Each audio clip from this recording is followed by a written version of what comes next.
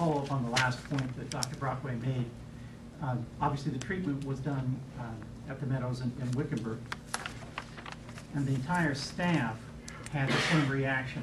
They were all stunned because of the interactions that MD had with the staff through that the time that he was there. We laid out in our submission just a summary of what was obtained. As you know, it's called discovery in a lawsuit. This lawsuit went on for 2 years. Plaintiffs were represented by very competent counsel fully investigated the matter, took deposition after deposition.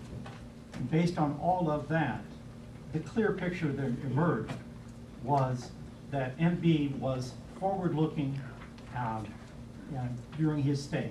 Obviously came with severe issues, but that those were beginning to be addressed by the staff, and that there were, let me give you just a couple of vignettes about that. He met with a counselor the afternoon before. She had a positive meeting with him, and then happened to be watching him later on that evening when he was having dinner with the friends, and saw him in the cafeteria with a group of 5 guys, just talking and laughing. The same kind of thing we have later on that night, where he stops by before going to bed and talks to the people at the nurse's station. There was a nurse who did bed checks and saw him sleeping peacefully at around 2 in the morning. And all indications were that while he had severe problems, that he was there voluntarily to get better. And that's the path it looked like he was on. And Dr. Brockway had seen him a couple days earlier and changed the original, when you first come in, there's an original check frequency, and that was altered because of how the therapeutic alliance had been established, and that's the way it was going. Now let me tell you quickly, and not to go over the time, a couple of things about the lawsuit. As you know, in these lawsuits, there are expert witnesses that are retained by both sides.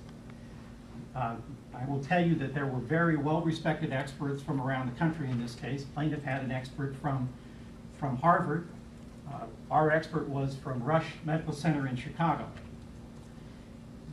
The plaintiff's expert, however, gave a deposition in another case subsequently in Texas that we found in our discovery, in which that expert, Gary Danielson, told plaintiff's counsel that there was not malpractice by Dr. Brockway. And we've referenced that in our submission and given you the transcript, I believe, in the submission. And so this case went forward because Dr. Danielson did say under oath in this case that there was malpractice. But in point of fact, we had what I regarded as some of the best impeaching material I've had in 30 years of practice. I'll also tell you, in 30 years of practice, I've never seen a situation like this where a case settled. The plaintiff then uses the settlement money. Actually, it's not the plaintiff, because the plaintiffs were the parents. The sister uses the settlement money to put ads in USA Today and other places like that, raising the whole specter of this issue.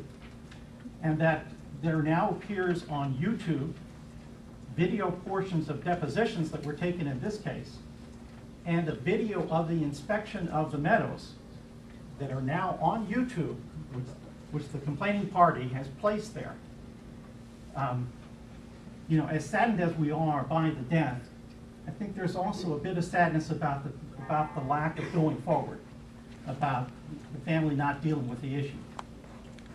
But be that as it may, this matter was settled and resolved, and we believe, had we gone to trial, that we would have been able to demonstrate to a jury very clearly that there was no malpractice in this case. It's for that reason that we believe that this matter should not go any further here. And thank you. Thank you.